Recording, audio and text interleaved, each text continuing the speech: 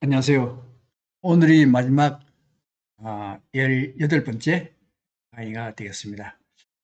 아, 예, 그, 벌써 4달이 넘었네요. 넘었는데, 강의 신스 강의 할 때는 별로 긴장이 안 되는데, 유튜브 녹화할 때는 항상 좀 긴장이 돼요. 아마 이번에는 좀 그렇고, 이제 이게 끝나고 나면은 한 3월 달이나 4월 달부터 다시 시작할 텐데, 그때는 좀 더 이제 긴장하지 않고 자연스럽게 할 수 있도록 한번 노력을 해 보도록 하겠습니다. 화면을 조정을 하겠습니다.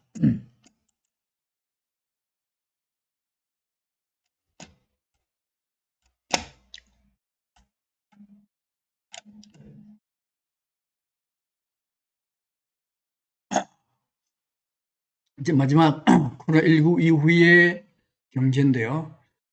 전번 시간에는 부채, 그 코로나19 때문에 전부 다 빚을 내서 경제를 이렇게 회복을 시키는데 부채를 어떻게 해결할 거냐 하는 것에 대해서 말씀드렸고요. 이번 시간에는 어떻게 하면은 공황이 발생하지 않도록 할 수 있겠는가 거기에 대해서 말씀을 드리겠습니다. 이미 이제 강의가 경제 강의만 10번째가 되죠, 그죠? 공황수부터 시작해가지고 까지 10번째까지 내려왔습니다. 지금 시간에 말씀드렸을 때 미국의 상황인데 요 바다 위에 떠 있는 게 여기 상류층이라고 했습니다. 상류층이고 여기 중산층이고 여기 저소득층입니다. 현재 저소득층은 한 50% 정도 되고 중산층은 49%, 49%고 여기 고소득층은 상류층은 한 1% 정도 된다고 그랬습니다. 1% 정도만 현재 자산이 증가하고 있고 나머지는 현재 자산이 점점점 줄어들고 있어요. 줄어들고 있는데 이게 바로 중산층이 점점점 자산이 줄어들면서 저소득층으로 몰락을 하고 있습니다. 그 몰락하는 근본적인 이유가 뭐였는가 하면요. 트리클 다운이라고 해서 낙수 효과 때문에 그런 일이 발생했다고 그랬습니다. 그죠? 낙수 효과 때문에 그런 일이 발생하는데 이게 바로 빈부 격차입니다. 격차. 기업 격차가 있고 빈부 격차인데 문제는 이 격차가 커지면은 반드시 공황이 생긴다는 겁니다. 왜 공황이 생기느냐? 격차가 커지면은 이제 기업 격차에 큰 공황이 생기는데 그 이유가 뭔가 하는 건데 문제는 이건 몇 번 말씀드렸죠, 그죠? 여기 소비자가 있어요. 소비자가 있는데 돈 많은 사람, 돈은 전부 다 돈 많은 사람한테 가 있잖아요, 그죠? 돈 많은 사람한테 가 있는데 돈 많은 사람들은 의식주한테 돈 별로 안 쓰고 전부 다 주식이나 부동산만 써요. 돈 없는 사람은 의식주에 돈을 써야 되는데 돈이 없어. 돈이 없으니까 의식주에 돈을 못 쓰니까 그것 만드는 공장이 폐쇄되고 폐쇄되면은 실업자가 증가되고 실업자가 증가되면 또 돈이 없어 또 공장 폐쇄되고 이게 뭐요? 이게 대공황입니다. 이 근본 원인이 뭐냐? 격차입니다. 격차. 무슨 격차? 이거는 사람들 간의 빈부 격차도 있지만요. 기업 격차에 있어도 발생한다는 거예요. 그래서 지금 이번 시간에는 기업 격차와 빈부 격차에 대해서 말씀을 드릴게요. 전번에 이 양적 완화와 질적 완화에 대해서 굉장히 많이 말씀을 드렸죠. 그죠? 양적 완화를 하는 건 뭔가 하면은 양적 완화라고 하는 것은 이 중앙은행이 코로나19일 경우에는 7천억, 그 다음에 리만 브라더스 사태에서는 3조 5천억 달러를 가지고, 현금을 가지고 금융기관에 갔어요. 금융기관에 가가지고 여기다가 돈을 주고 채권을 사와요. 10년짜리 장기부채를 사옵니다. 그러면 금융기관에 돈이 막 넘쳐나잖아요. 그죠? 넘쳐나는데 그러면 이 금융기관은 기업체에 대출해줘야 됩니다. 개인이나 기업체에 대출해줘야 되는데 코로나19나 리만 브라더스 사태 때는 기업체가 무너질 것 같아요. 무너질 것 같으니까 그런 기업체 돈을 빌려줄 수가 없어요. 빌려줄 수가 없으니까 어디다 빌려주는가 하면요. 대기업체들한테만 빌려줘요. 대기업체. 믿을만하니까. 예. 대기업체는 얼마나 유리하게 빌리느냐. 지금 현재 미국의 기준금리가 0.25%죠. 0.25%보다 약간만 더 주고 빌려요. 약간만 더 주고. 근데 금융기관에서는 이 기업체 믿을만 하니까 약간만 더 주고 줘도 된다 이거요. 안 그러면 중앙은행에 갖다 꼽아야 되는데 중앙은행에 갖다 꼽으면 마이너스 금리가 나오거든요. 그러니까 빌려줘요. 빌려줍니다. 그 다음에 이렇게 이제 그게 트리클 다운 낙수 효과라 그랬죠. 그죠? 낙수 효과인데 문제는 이게 아까도 말씀드렸듯이 대기업체만 빌려주더라. 그 대기업체에 가장 중요되는 게 뭔가 하면요. 팡기업이라 그래요. 팡기업인데 이 팡기업입니다. 팡기업. 이 팡기업은 어떤 거 하면 페이스북, 그다음에 애플, 아마존, 요거는 마이크로소프트. 또는 N으로 하는데 N은 넷플릭스 영화 하는 거죠. 그죠? G는 구글입니다. 이게 팡기업인데 이게 굉장히 큰 기업으로 성장했죠. 그죠? 이게 이제 인터넷 IT 기업들이에요. IT 기업. IT 기업들인데 야들한테는 은행이 기업체들이 시중은행들이 다른 데 못 빌려주고 여기만 빌려주는 거예요. 여기만 빌려주니까 이거는 이익이 뭐 더 늘어나지. 엄청 늘어납니다. 예, 늘어나는데 그래서 미국의 기업 간 격차가 엄청나게 늘어나요. 예를 들면 S&P 500, 이제 미국의 대기업체 500개, 대기업체 500개요. 500개인데 그중에 팡기업이 뭐랬어요? 페이스북, 애플, 아마존, 그다음에 마이크로소프트, 구글. 이게 5개 기업입니다. 빅테크 5개 기업은 2019년에 이익이 얼마 나는가 하면요. 16억이 났습니다. 엄청나게 많이 났죠. 그죠? 많이 났어요. 마이너스밖에 없지. 독점에다가 은행 대출 이자 싼 데다가 많이 났어요. 그 다음에 500개 중에 5개 빼고 495개 이익 제로. 이익 하나도 안 나. 하나도 안 났어요. 더 심한 건요. 러셀 2000이라는 게 있습니다. 러셀 2000은 뭔가 하면 중소기업체입니다. 중소기업체는요. 이익이 마이너스 7%예요. 역성장이에요. 역성장인데 문제는 미국의 고용은 대기업체, 이 팡기업이 고용 인원 얼마 안 돼요. 돈은 엄청나게 많이 벌고, 그 다음에 자산 가치 엄청나게 많지만은 고용 인원은 얼마 안 됩니다. 안 되고, 주로 고용 인원이 많은 데는 어딘가 하면요. 여기 S&P 500이 아니고, 러셀 2000 중소기업체. 중소기업체의 고용 인원이 80% 이상이요. 80% 이상인데 이건 뭘 의미하는가 하면 러셀 2000이 마이너스 이익이 마이너스 7% 났다는 거는 여기에 근무하는 사람들은 월급이 적어진다는 얘기예요. 그죠? 여기는요. 월급이 많아지고 여기는 해고될 가능성이 많아요. 마이너스니까. 이게 굉장히 큰 문제되죠. 이 기업들한테 이익이 많이 가면서 이 기업은 손해가 나는 거예요. 여기서 보면 이 그래프가 있는데 그래프에 이 아마존의 이게 주가입니다. 아마존 주가가 낮을 때는 여기에 취업자 수가 굉장히 많았어요. 플러스 굉장히 많았습니다. 아마존의 주가가 엄청 올라가니까 취업자 수가 마이너스로 엄청나게 많이 실직을 해버려요. 그렇게 될 수밖에 없지. 예를 들면 이제 우리나라의 쿠팡하고 아마존이 비슷해요. 쿠팡하고 아마존. 여러분들 물건 살 때 쿠팡 이용하는 사람 많잖아요. 쿠팡 이용하게 되면 쿠팡만 이용하게 되면 어떻게 되는가 하면은 중소기업체 다 죽습니다. 그 소매상 다 죽어요. 소매상 다 죽으면 소매상에 근무하는 사람들 다 실직자 되는 거예요. 이게 문제 많지. 그래서 똑같아요. 팡기업이 잘 되면 중소기업체 다 죽으니까 실직자 다 해버려. 이거 문제 많잖아요. 그 다음에 그러니까 이제 아까 말씀드렸듯이 중소기업 근무자가 80% 이상 되는데 이 사람들이 돈이 없네? 돈이 없어. 돈이 없으면 어떻게? 돈이 없으면 물건 못 사. 물건 못 사 공장 폐쇄돼요. 폐쇄되면 실직가 생겨. 또 못 사. 공황. 기업 간의 격차가요. 우리는 그냥 단순하게 삼성 잘한다. 중소기업체 40% 좀비기업. 야 지금 뭐 저래? 이렇게 우리는 쉽게 생각하지만은 그걸 용인하면은 공황이 발생한다는 겁니다. 그런 문제요. 중국도 문제입니다.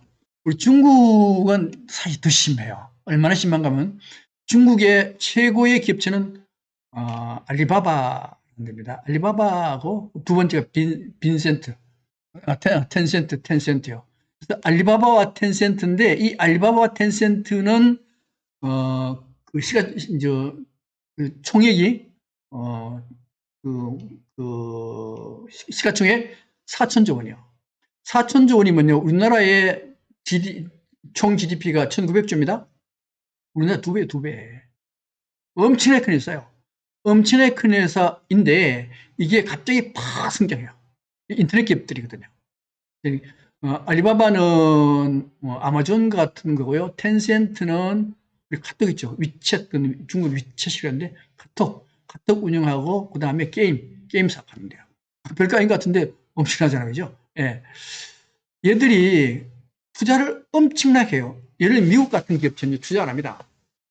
특히 애플이 엄청나게 많이 하죠.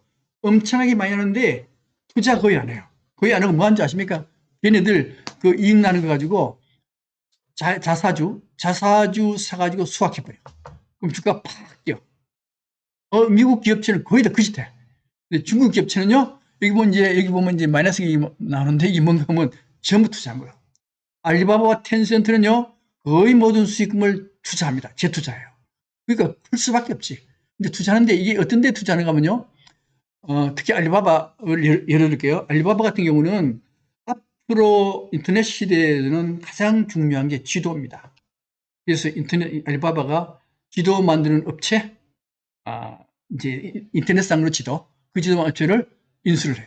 처음 인수할 때는 지분율이 19% 정도밖에 안 돼요. 안 되는데 이걸 완전히 알리바바 소속으로 만들어버려요. 100%로. 독점해버려요. 왜요? 공개 안 하려고. 팔아먹으려고. 이렇게 하는 거예요. 지도 정보 똑같습니다. 그 다음에 유튜브도 똑같아요. 유튜브도 사유시켜버려. 나중에 팔아먹으려고. 그 다음에요. 건강진단이라 하는 것은 뭔가 하면은 사람들의 건강 상태를 파악하는 거잖아요. 굉장히 중요하죠. 사람들의 그 정보를 다 주는 거 아니에요. 이것도 인수해가지고는 완전히 독점해버려. 다른 데 안 주려고. 그 다음에, 그래서 알리바바 텐센트는요, 완전히 문어발이거든요. 알리바바는 아까 뭐랬어요? 아마존 같은 거 한다 그랬는데, 그거만 하는 거 아니에요. 온갖 거 다 해요. 금융도 하고, 뭐, 부동산도 하고, 안 하는 게 없어. 다 해요. 텐센트도 다 해. 그래서 완전히 문어발 경영이요. 그 자회사가 수백 개 자회사가 있어요. 있는데 그 중에서 투자 영역이 많은데 그 중에서 또 뭐가 있는가 하면요. 이게 전부 다 그 인터넷 기업체잖아요. 인터넷 기업체인데 인터넷 기업체 여기 가입되어 있는 사람들이 대체로 10억 명. 텐센트와 알리바바에 가입되어 있는 사람들이 10억 명이요. 10억 명이면은 중국 인구가 14억인데 어린애들 빼면은 성인들은 전부 다 텐센트하고 알리바바에 거기에 인터넷에 다 가입돼서 그걸 사용하고 있는 거예요. 있는데 그중에 이제 엔트 파이낸셜이라는 게 있어요. 엔트 파이낸셜이라는 게 있는데 엔트라는 거는 뭔가 하면 이게 개미입니다. 개미. 이게 중국은 이름 붙일 때 아주 묘하게 잘 붙여요. 예를 들면 이제 샤오미죠. 샤오는 적다고 미는 좁쌀이에요. 샤오미 핸드폰 만든다뇨. 작은 좁쌀. 그 다음에 이게 엔트 그룹이 뭔가 하면 엔트 그룹이 알리바바가 속한 그룹들에게 마윈 아시죠? 마윈이 CEO로 있는 그 엔트 그룹이요. 엔트 이게 개미입니다. 개미인데 이 개미도 굉장히 작잖아요. 참깨 그다음에 좁쌀도 굉장히 적은 거고요. 그다음에 이제 엔트 알리바바의 신용을 다 관리하는데 그 신용을 참깨 신용이라고 그래요. 참깨 그다음 개미 그래서 뭐 작은 좁쌀 전부 작은 거예요. 그 의미는 뭔가 하면 작은 데서 크게 발전한다 이런 의미를 가지고 있습니다. 그런데 그 중에 엔트 파이낸셜이라는 게 있어요. 엔트 파이낸셜 이거는 뭔가 하면 엔트는 아까 말씀드렸던 그 개미고 파이낸셜은 금융입니다. 금융. 그러니까 이 알리바바 계열 거기는 금융도 해요. 금융도 하는데 이 금융하는 게 이게 돈을 얼마나 많이 버는가 하면은 보세요. 중국 같은 경우는 예금금리가 한 2%쯤 됩니다. 싸죠? 우리나라 같으면 2%면 비싸다. 중국 같은 경우는 아니에요. 인플레이션하고 경제 성장률을 보면 최소한도 예금금리가 한 10%쯤 돼야 되는 거예요. 근데 2%밖에 안 줘. 다른 데는 넣을 데 없으니까 한수씩은 넣어야 되는 거예요. 그 다음에 대출은 4%. 4% 이거는 엄청 싼 거예요, 이게. 중국 같은 경우에 아까도 말씀드렸듯이 인플레 성장률을 보면은 14%, 15%대 대출해줘야 되는 거예요. 근데 4% 대출해줘. 4% 대출해주니까 중국의 대기업은 4% 대출 받아서 굉장히 싸게 대출 받아가지고 물품 만들어서 미국 수출하니까 미국으로 봐서는 되게 이게 불공정이지. 어쨌든 그렇게 해요. 그렇게 하는데 이 엔트 파이낸셜 그룹이 어떻게 하는가 하면 자본금이 1,000억 위안이요. 1,000억 위안이면은 우리 돈으로 하면 한 17조 원 되지. 10조 원 되는 자본금으로 공상은행, 세계 최고 큰 은행이 공상은행이요. 농업은행, 중국은행, 건설은행, 초상은행 등등등 은행이 있는데 이 은행에 돈을 빌려와요. 얼마로? 4%로. 4%로 빌려옵니다. 4%로 빌려와가지고 이게 근데 문제는 4% 빌려서 그걸 다른 사람들 빌려줘요. 소액 신용 빌려주거든요. 그걸 채권을 만들어. 채권 만들어서 다시 은행 가서 또 빌려. 또 빌려서 1조 위안 이상을 빌려요. 170조, 200조 이 정도 돈을 이 은행들 빌려와요. 빌려와가지고 일반인들한테 돈을 신용 대출해줘요. 신용 대출을 했을 때 대출 금리가 얼마인가 하면요. 원래 24% 줬어요. 24%. 24%면은 4%의 대출 받아가지고 4%에 빌려가지고 24%에 빌려주니까 앉아서 20%의 이익을 하는 거예요, 이게. 신용을 하는 거니까. 그럼 신용 안 갚으면 어떻게 하냐. 신용을 안 갚으면은 안 되게 돼 있어요. 왜 안 되게 되냐. 빌려줄 때 이 사람의 인적사항, 신용도를 다 파악해가지고 만약에 기간이 돼서 안 빌려줘, 돈 안 갚죠. 안 갚으면은 타돈의 8층까지 다 연락해가지고 이 사람이 현재 우리한테 돈을 1,000만 원 정도 빌려갔는데 지금 안 갖고 있다. 이 사람이 돈을 안 갚게 되면은 신용 불량자가 돼가지고 사회적으로 어마어마한 손해를 끼치더니 당신들이 가가지고 이 사람한테 돈을 갚도록 해라. 이렇게 압력을 팍 주는 거예요. 그래서 여기는요, 돈을 안 갚을 수가 없어. 그래서 이 엔트 파이낸셜 기업이라 하는 것은 땅 짓고 헤엄치는 기업이에요, 이게. 그래서 2달 전에 이걸 상장시키려고 그랬잖아요. 돈이 엄청, 이게 IPO 하게 되면 돈이 엄청나게 들어와요. 유상증자하면 돈이 엄청나게 들어와. 유상증자가 아니고 상장. 상장하면은 돈이 엄청나게 도는데 중국에서 이틀 전에 스톱. 상장하지 마라. 상장하지 마라. 상장하지 마라 그랬을 때 그 이유가 뭔가 하는 문제인데 이게 이제 엔트그룹의 CEO가 마윈이라는 사람이요. 마윈이라는 사람인데 이 마윈이라는 사람이 이 사람은 이제 보면 외계인 같이 생겼잖아요, 그죠? 외계인 같이 생겼는데 키도 한 162쯤 되고 몸무게도 한 45kg 굉장히 왜소해요. 그래서 굉장히 어렵게 해가지고 회사를 읽었어요. 알리바바 중국 최고의 기업 알리바바를 만들었습니다. 알리바바를 만들고 난 뒤에 이 기업체가 엄청 크고 몸에 힘이 딱 들어가지. 그리고 모든 정보를 독점해요. 국가가 가질 수 없는 정보, 모든 정보를 독점합니다. 어떤 정보 독점하는지 아십니까? 예를 들면 이런 것도 있어요. 이제 중국에 이제 부모하고 딸하고 같이 사는데 어느 날 갑자기 출산에 필요한 물건이 딱 도착했어요. 그래서 부모가 깜짝 놀래가지고 도대체 이게 왜 출산에 필요한 물건이 왔냐? 우리는 벌써 애 끊은 지가 벌써 오래됐고 애 놀 그런 건 아닌데 왜 출산에 관한 이게 그게 왔느냐? 그래서 항의를 하니까 여기서 뭐라는가 하면 당신 딸이 조금 뒤면 조금 한 몇 달 지나면 출산할 거다. 그래서 미리 출산에 필요한 걸 보내준 것이다. 이렇게 얘기하는 거예요. 이렇게. 근데 부모가 깜짝 놀래가지고 딸한테 물어봐요. 야, 너 임신했냐? 그러니까 임신했다는 거예요. 처녀가 임신했다는 거예요. 근데 그러면 알리바바는 어떻게 알았냐? 알리바바는 어떻게 알았는가 하면 이 처녀가 이제 임신했으니까 임신에 관련된 알리바바의 앱을 예를 들면 구글 같은 거니까 그걸 자꾸 그렇게 봤을 거 아니에요. 그렇게 봤습니다. 그렇게 보면은 여기서 이제 알리바바의 인공지능이 이걸 파악을 딱 해요. 이 사람은 현재 임신 몇 개월 탁 나오는 거예요. 그러니까 이 알리바바는 중국 10억 명이 가입돼 있다 그랬잖아요. 그죠? 10억 명의 인적사항을 전부 다 파악하고 있어요. 엄청난 데이터죠. 이 빅데이터라고 합니다. 빅데이터인데 이게 중국 정부가 달려도 안 줘. 독점해. 독점인데 왜 독점하냐? 이게 돈이거든요. 어떤 돈인가 하면 이래요. 자, 그러니까 아까 말씀드렸듯이 엔트 파이낸셜이라고 하는 게 그게 금융회사잖아요. 금융회사인데 돈 빌려줄 때 그 사람 신용 다 파악했잖아요. 그래서 그 사람 신용은 중국의 10억 명의 신용을 엔트 파이낸셜 회사는 다 가지고 있어요.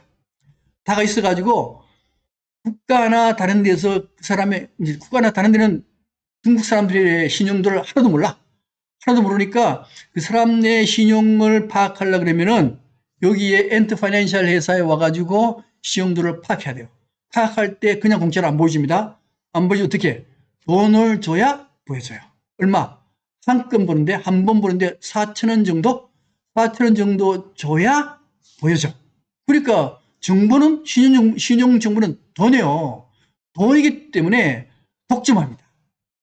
그래서 모든 인터넷 기업, IT 기업들은 정보를 독점하려고 그래요. 왜요? 그게 전부 돈이니까.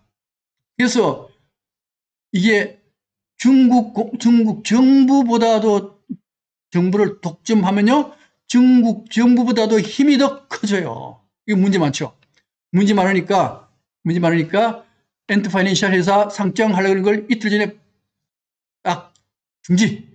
사실 이게 이미 2008년에 그 독점 규제법이 만들어져 있었는데, 근데 인터넷 것은 뭐 독점이 있겠냐 해서 방치해 뒀거든요. 근데 이번에 2020년 초에 인터넷 독점 규제법을 다시 만듭니다. 만들어서 이번에 실제 실행을 딱 했던 거예요.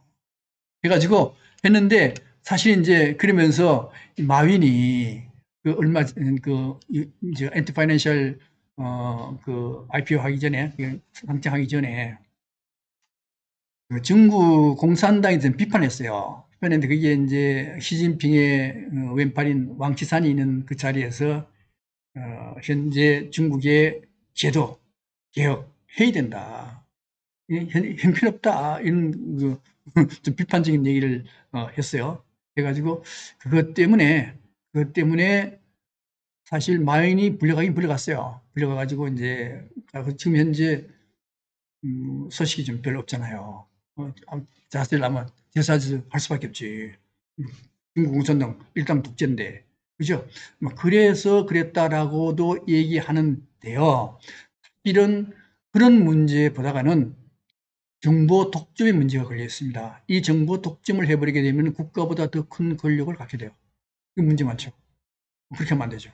또 하나는 엔트 파이낸셜 기업이 마치 리만 브라더스 사태처럼 신용을 함부로 막 빌려줘. 이게 터지게 되면 문제가 커지거든요. 아마 그렇게 해서 아마 엔트 파이낸셜 상장을 아마 중지시켰던 걸로 보여져요. 그래서 일단은 정보 독점이라는 거는 굉장히 큰 피해를 났습니다. 그래서 예를 들면 이제 미국도 마찬가지요. 중국도 IT 기업 정보 독점 요거 규제합니다. 규제. 미국도 똑같아요. 미국도 파행기업의 마이크로소프트를 빼고 페이스북, 애플, 아마존, 구글 전부 다 독과점 규제법에 걸려 있어요. 그냥 둬서는 안 된다. 왜 안 되느냐? 왜 안 되는가 하면은 이게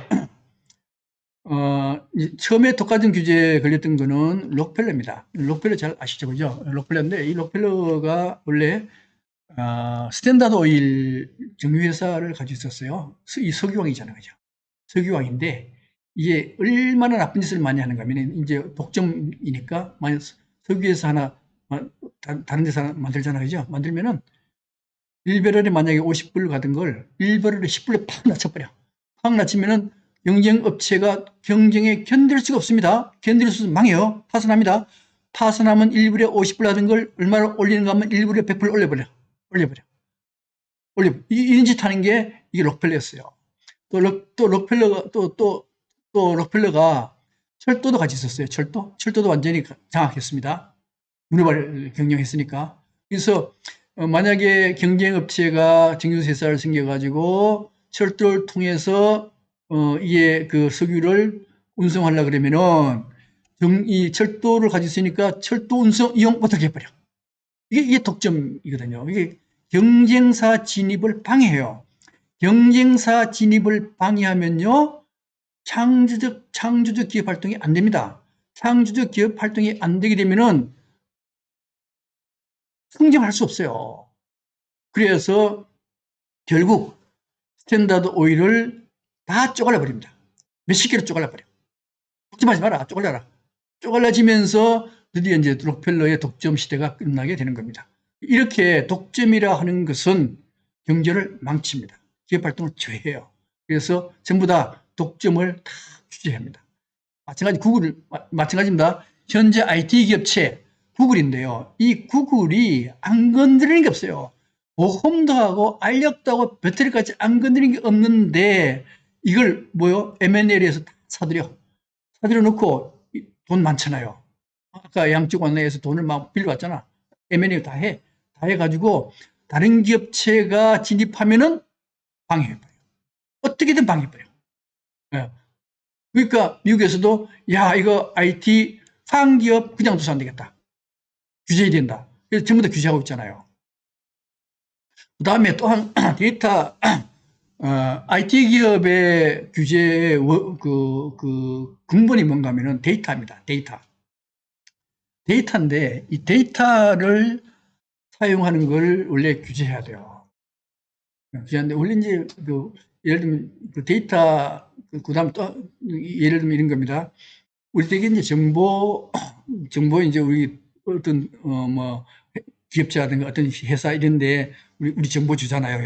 예를 들면 병원 같은데 이 병원 갔어요.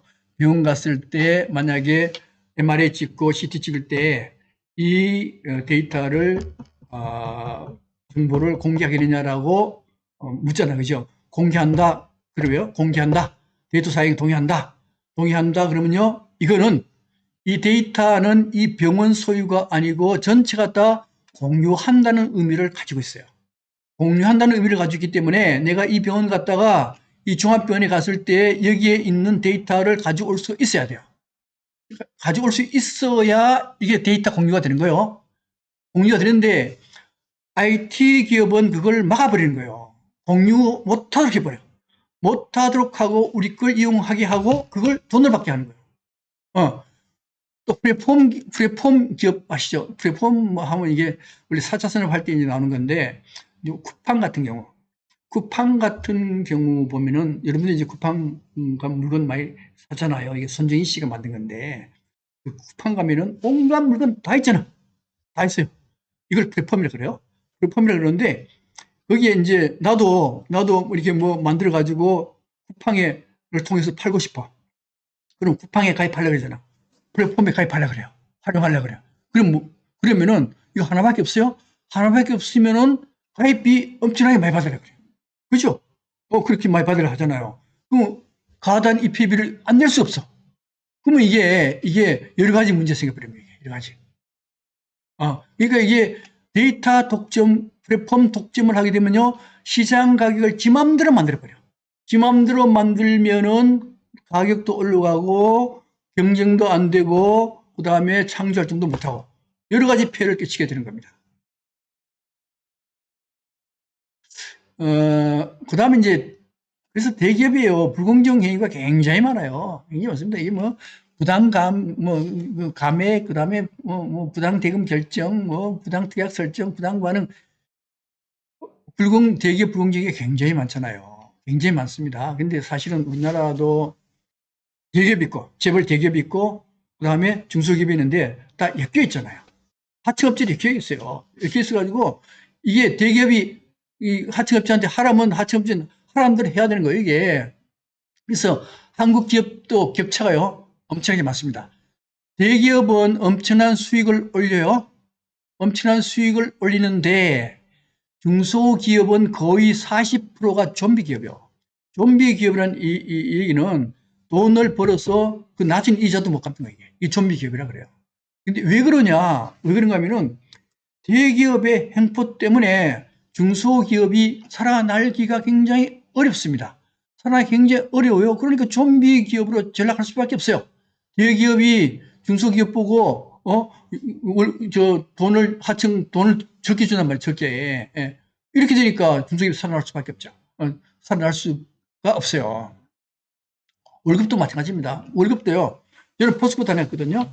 포스코 다닐 때 포스코에 직원하고 협력업체 직원은 같은 일을 해요. 같은 일도 아니고 사실은 협력업체 직원이 훨씬 더 힘들고 어려운 일을 합니다. 그런데 월급은요, 50% 미만이요. 같은 일을 하는데, 이게 대기업체가 같은 일을 하면은 월급을 같이 줘야 될 거 아니에요. 같이 안 준단 말이에요. 같이 안 주고 어떻게 이익을 많이 내는 거예요, 이게. 우리나라 기업 구조가 다 이렇게 되어 있습니다. 그러니까 중소기업체는 살아남기가 굉장히 어렵게 되어 있습니다. 격차도, 그 다음 정규직과 비정규직 격차도 엄청나게 많아요. 엄청 많습니다. 그 다음에 이 비정규직은 누가 만든 거냐? 이것도요, 기업체가 만든 거예요, 이게. 그 다음에, 그 다음 빅테크 기업 문제인데, 이 빅테크 기업에 의해서 사실은 일자리가 굉장히 많이 없어집니다. 아까도 쿠팡을 말씀드렸는데, 이 쿠팡이 활성화되고 쿠팡이 커지게 되면요, 그 소매업들이 없어집니다. 왜요? 우리 전부 다 쿠팡 가면은 물건도 싸요. 싸고 굉장히 편리해요. 통신만 딱 하면 물건 딱 와. 굉장히 편리하고 좋습니다. 편리하고 좋으면은 소매업체가 다 없어져. 그런데 문제는 쿠팡에 근무하는 사람은 얼마 안 돼요. 그렇게 많지 않습니다. 근데 중소기업체, 소매업체에 근무하는 사람들 80% 이상, 이 사람들 다 실직해버려. 이거 문제 많죠? 문제 많고, 또 하나는 이러한 쿠팡, 아마존 쿠팡 이런 데는 지금은 쿠팡은 그렇게 뭐 불공정 행위를 하기 좀 힘들지만은 커지면요, 불공정 행위를 합니다. 다른 기업체 참가 못하게 해버려요. 문제 많죠? 많으니까 이거 규제할 수밖에 없는 겁니다. 그래서 사실은 한국 경제는요, 어떻게 보면은 재벌의 볼모예요. 지금 우리 미국 같은 경우도 황기업, 아까 말씀드린 황기업이나 그 중국의 IT 기업, 알리바바나 텐센트 이런 기업체를 처음에 규제하기 어려웠어요. 왜요? 돈 잘 버니까. 돈 잘 버니서 그 규제하려고 그러면 좀 문제 많죠. 뭐 국민들도 싫어해. 규제하려고 그러면. 다들 잘하는데 왜 그렇게 내 맘 들떠본 거 아니거든요. 우리도 마찬가지예요. 삼성 돈 잘 법니다. 삼성 돈 잘 버는데 삼성 우리 규제해야 됩니다. 그러면 전 국민들이 일러가지고 반대해. 예, 삼성 이재용이가 상속세가 뭐 11조인데 그거 좀 깎아줍시다까지 하는 파인데, 그죠? 그런데 문제는 이 재벌들이 정말로 공정하게 모든 걸 처리하느냐 아니라는 거예요. 예? 이 IMF 시대에 롯데 같은 경우는 롯데 그 자기 건물에 임대 들어온 사람 그 임대료 올려 했던 거 아니에요 지금. 그 다음에 LG의 그 청소 용역업체도 막 못 살게 하는 게 이게 LG 아니요. 이게 정말로 조그만 데까지 다 간섭해서 돈을 끌어 모는 거예요. 그런데 원래 이제 원래 골목 상권까지 다 장악하던 걸 현재는 규제 때문에 잘 안 돼서 그렇지, 그냥 두면요, 모든 골목 상권, 떡볶이까지 다 떡볶이 다 장악하려 했을 거예요. 규제이기 때문에 이게 못하는 거예요. 그래서 이런 기업체들 지금 현재 아까 스탠다드 오일을 다 분해해 버렸잖아요. 구글도 현재 그렇게 나갑니다. 아까 중국의 알리바바, 텐센트 수많은 자회사 있는 거 아마도 중국이 손을 댈 겁니다. 왜요? 아까 앞에 같은 그런 문제가 있기 때문에. 마찬가지로 우리도 사실은 이제 재벌 기업의 문어발 경영 형태는 많이 개선됐죠, 그죠? 많이 개선됐지만은 좀 더 우리도 그런 면에 좀 더 신경 써야 되는 게 아닌가 이렇게 생각이 됩니다. 그다음에 이제 또 하나, 이거는 기업 격차가 결국 빈부 격차로 연결돼요. 왜요? 기업 격차에서 대기업체 근무하는 사람들은 연봉 1억씩 받으니까 생활도 돼요. 잘 괜찮습니다. 그런데 중소기업체는 연봉 3천만 원 정도 받는다. 그게 생활 되게 잘 안 돼요, 이게. 이 사람 때문에 이게 3천만 원 받는 사람은 쓸 돈이 없어. 쓸 돈이 없으면은 이게 공장 폐쇄되고 취업자 생기고 공황 생긴단 말이에요. 그러니까 기업 격차가 바로 빈부 격차로 연결이 돼요. 지금 빈부 격차 좀 말씀드릴게요. 1919년도 대공황 때인데요. 이 대공황 때 어떤 일이 일어나는가 하면은 0.1%, 잘 사는 사람 0.1%가 자산의 25% 정도를 가졌어요. 잘 못 사는 사람 90%, 90%는 15.7%를 가졌습니다. 그러니까 15.7% 가졌다는 얘기는 90%는 이거는 거지와 같다. 네. 그 다음에 0.1%, 0.1%는 엄청난 부자. 나머지 10%, 10%는 그럭저럭 살만한 거. 이런 상태였습니다. 이 상태가 되면은 무조건 공황이 온다는 거예요. 근데 이게 지금 상태는 어떠냐? 지금 상태는 이게 미국 연준에서 발표한 거거든요. 연준에서 발표했을 때 2013년, 여기 좀 이것 때문에 안 보이는데 2013년도에 어떤 현상이 일어났는가 하면요. 원래 이제 여기 뭔가 하면 여기에 90%, 90%가 가지고 있는 자산입니다. 90% 가진 자산인데 2007년 버블 발생 때 그때 이 90%의 자산이 좀 증가했어요. 증가하다가 계속 양적 완화 때문에 이 90%는 자산이 떨어져요. 떨어져 가지고 현재 얼마로 와 있느냐? 50%가 있습니다. 90%가 현재 자산을 50% 가지고 있어요. 50%? 근데 여기에 그 10%입니다. 9%, 9%, 9%인데 9% 여기에 얼마가 1%, 1%. 최고위층 1%, 제일 많은 사람 1%, 1%는요, 1%는 2010년부터 꾸준하게 자산이 증가합니다. 자산이 증가해서 2013년도에 자산이 증가했어요. 그런데 나머지 그 위에 있는 9%, 9%는 2010년부터 증가하지 않아요. 오히려 이때 2013년부터 2016년까지는 오히려 돈이 줄어들어요. 줄어듭니다. 그 다음에 지금 2016년까지 얘기했잖아요. 그죠? 2020년대는 어떻게 되느냐? 2020년대까지는요, 0.1%만 자산이 증가하고 나머지는 전부 다 자산이 줄어듭니다.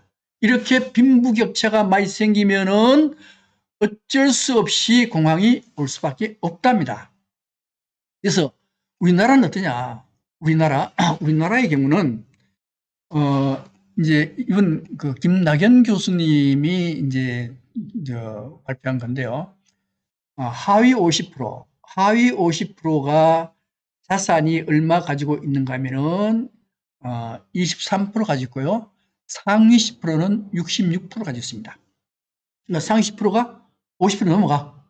그 다음에 하위 20%는 2%인데요. 요게 2015년 되면 어떻게 바뀌는가 하면요. 이 상위 10%가 63%에서 66% 됐죠. 하위 50% 자산이 2.3%에서 1.7% 됐습니다. 다르게 말씀드리면 하위 50% 돈 없다요. 자산이 1.7%면 돈 하나도 없다는 얘기입니다. 미국은요. 미국도 해요. 미국은 얼마 되는가 하면 미국은 하위 50%, 하위 50%가 자산이 얼마가 하면요. 1.4%예요. 미국은 우리보다가 하위 50%는 더 거지. 이런 상태가 계속되면은 어쩔 수 없이 공황으로 갈 수밖에 없다. 이렇게 얘기를 하고 있는 겁니다. 그래서 격차, 반드시 아까 말씀드렸던 기업 격차, 그 다음에 빈부 격차, 이게 해결되지 않으면 안 돼요. 이게 해결되지 않으면요, 공황으로 갈 수밖에 없다고 얘기를 하는 겁니다.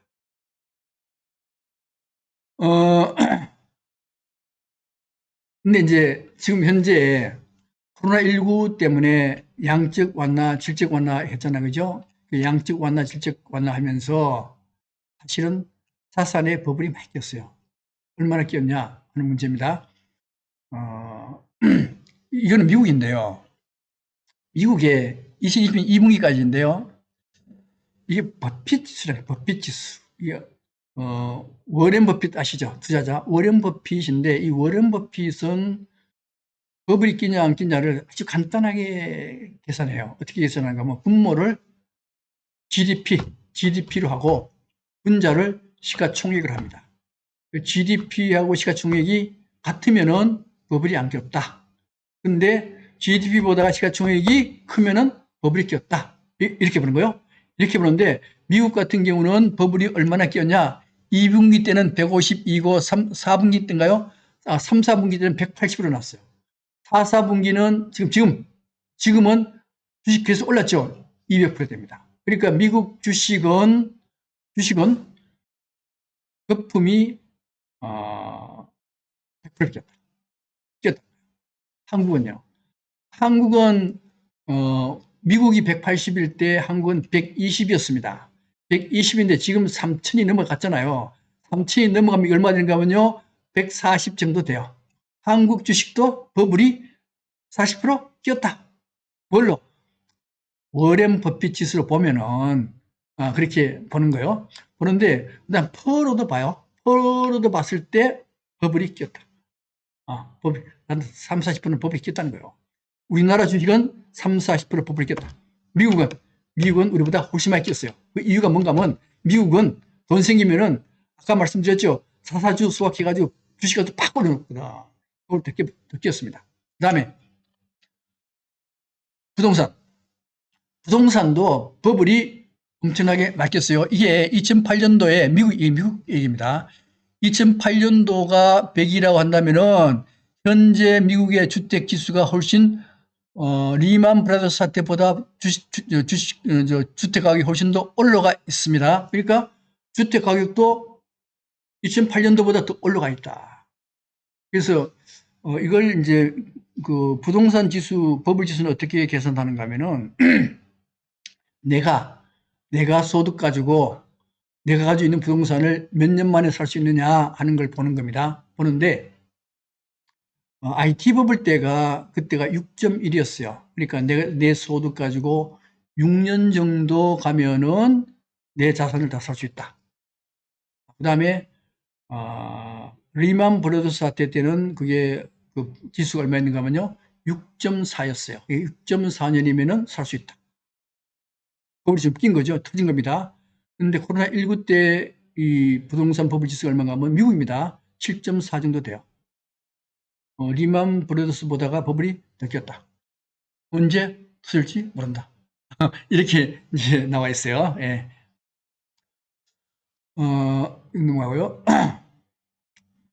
이제 코로나19 이후의 경제 위기는 현재 상태로 가면은 위기가 발생될 것 같지는 않은데,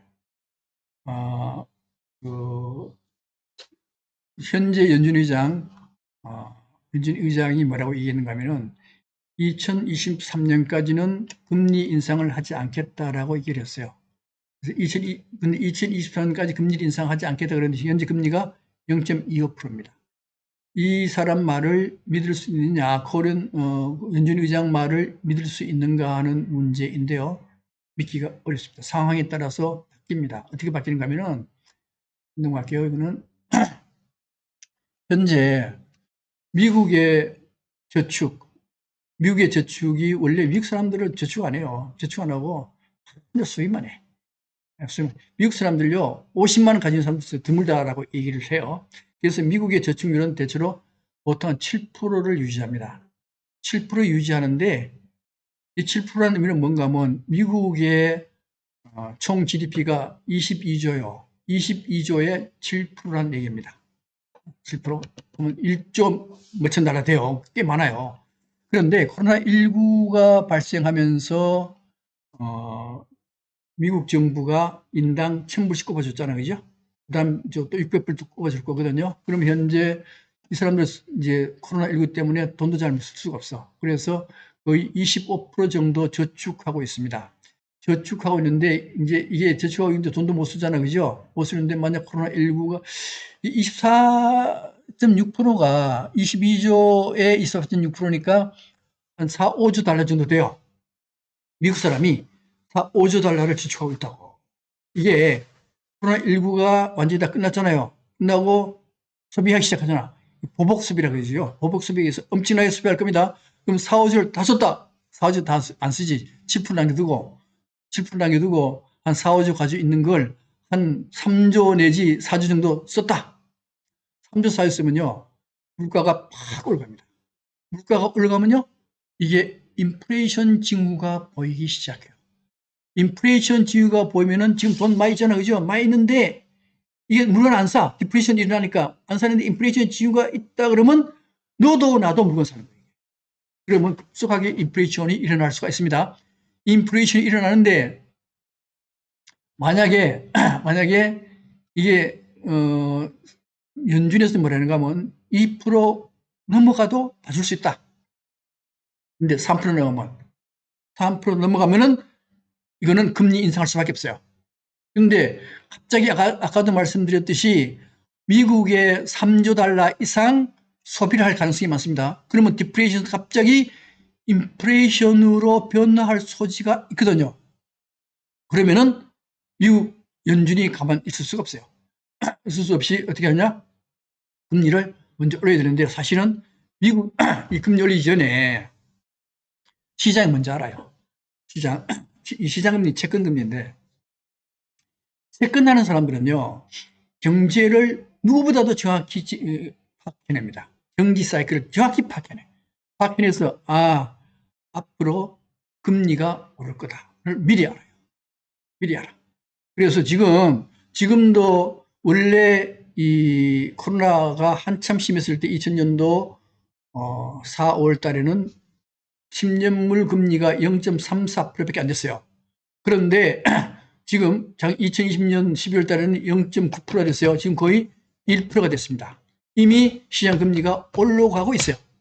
올라가고 있는데 만약에 내년 올해 보복 소비를 하기 시작하면은 시장 금리가 팍 뛰어. 팍 뛰면 연준은 2023년까지 금리 안 올린다 그랬죠? 아닙니다. 금리를 올릴 수 있어요. 금리를 올리게 됩니다. 금리를 올리는데 이게 그러니까 2023년까지 안 올린다는 얘기는 지금 상태로 가면은 안 올린다는 얘기고 이게 시장 금리가 올라가고 인플레이션 징후가 보인다 그러면은 금리를 올리게 됐어요. 근데 언제 올릴지 잘 모르지. 예. 또 한 가지 문제입니다. 또 한 가지 문제인데 현재 달러를 엄청나게 풀었어요. 엄청나게 찍어서 뿌렸습니다. 뿌리면은 달러 가치가 떨어져요. 달러 가치가 떨어지면은 기축통화로서의 가치를 잃어버립니다. 기축통화로의 가치를 잃어버리게 되면 어떻게 되느냐? 그렇게 되면은 미국은 엄청나게 이륙가로 떨어져 버려요. 그러니까 어떻게 하든 미국은 달러 기축통화를 유지해야 됩니다. 그렇게 하려면요. 지금처럼 약달러면 안 됩니다. 강달러로 만들어야 돼요. 강달러로 만들면 달러를 다시 회수해야 됩니다. 회수하는 방법은 연준이 가지고 있는 채권, 시중에서 채권 많이 사들였죠. 채권을 다시 풀어서 현금을 빨아들여야 돼요. 이걸 반드시 한다는 겁니다. 이거 하게 되면은 금리가 오르고 금리가 오르면은 버블이 깨진다는 거예요.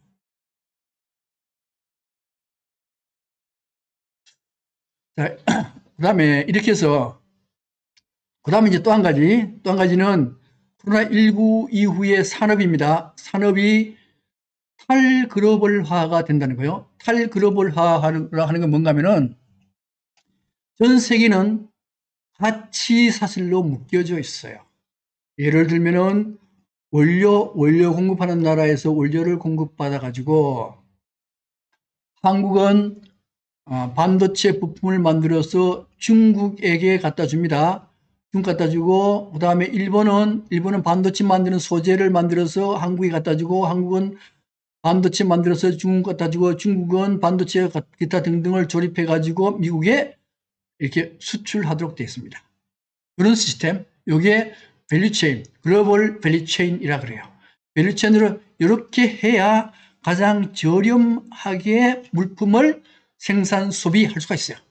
그런데 코로나19가 발생하면서 각국이 끊어집니다. 각국이 오지 마라. 요새 지금 여행도 못 가고 아무도 못 하잖아요. 그죠? 여행도 못 가고 그러면은 이 밸류 체인이 끊어져요. 그러면 특히 중국은 어떤 정책을 쓰는가 하면요. 쌍순환 정책을 쓰는데 쌍순환 정책의 핵심이 뭔가 하면은 중국은 반도체, 한국 반도체 이거 당신 수입 안 할 거야. 우리가 반도체 만들 거야. 만들 거야. 소재도 일본 소재 필요 없어. 우리가 소재도 다 만들 거야. 소재도 다 만들고 그 부품도 다 만들어 가지고 우리가 완제품 만들어서 우리 내에 쓸 거야. 우리 내에 쓰고 남는 게 있으면은 수출할 거야. 이게 쌍순환입니다. 그러니까 우리 내에서 모든 걸 모든 걸 생산하고 모든 걸 소비할 거야. 그럼 뭐요? 이 가치 밸류 체인이 끊어지게 되는 겁니다. 밸류 체인이 끊어지게 되면은 우리나라처럼 무역을 먹고 사는 나라한테 굉장히 큰 위협이 올 수가 있어요. 이걸 여기에 굉장히 신경 쓸 수밖에 없는 상태가 되는 겁니다. 그렇게 해서 이게 어떻게 되는가 하면 그렇게 해서 이게 이런 문제가 되면은 뭘로 가야 되느냐? 4차 산업혁명으로 가야 됩니다. 4차 산업혁명은 아까도 말씀드렸듯이 끊어져도 할 수 있는 게 4차 산업이요. 그래서 이 4차 산업에 대해서는 나중에 다음 강의할 때 아마 3, 4월쯤 되겠죠. 그때 4차 산업을 말씀을 드리도록 하고요. 그 다음에 전통산업. 우리 모든 전통산업은 이 30% 공급 과잉입니다. 공급 과잉이 되다 보니까 이 산업에서 다른 산업으로 옮겨갈 수밖에 없어요. 옮겨가는 산업이 뭔가 하면요. 그린 뉴딜로 가야 됩니다. 지금 그린 뉴딜만 주가가 팍 뛰잖아요. 그린 뉴딜이 뭡니까? 그린 뉴딜이 뭔가 하면 배터리 관계, 환경 관계, 배터리 관계, 그 다음에 IT 관계, 그 다음에 태양광 에너지 관계, 이런 관계잖아요. 그죠? 이런 것만 주식이 팍 뛰어. 그게 무슨 소리냐? 앞으로 전부 다 그린 뉴딜 산업으로 전환을 해야 될 것이다는 거요. 또 한 가지는 4차 산업으로 가야 될 것이다. 그래야만 이 공황이 일어나는 걸 해결할 수 있지 않나라고 보는 것이 현재 경제학자들이 보는 견해입니다. 이상으로 한 4, 5개월 전에 시작했던 유튜브 강의가 일단 이걸로 다 끝맺었습니다. 18번에 걸쳐서 유튜브 강의를 다 끝냈습니다. 끝내고 그 다음에 이제 한 3월 말 4월 초쯤에 다시 유튜브 강의를 다시 시작을 하도록 하겠습니다. 그동안 굉장히 수고 많았습니다. 오늘 강의는 전부 이걸로 마치도록 하겠습니다. 감사합니다.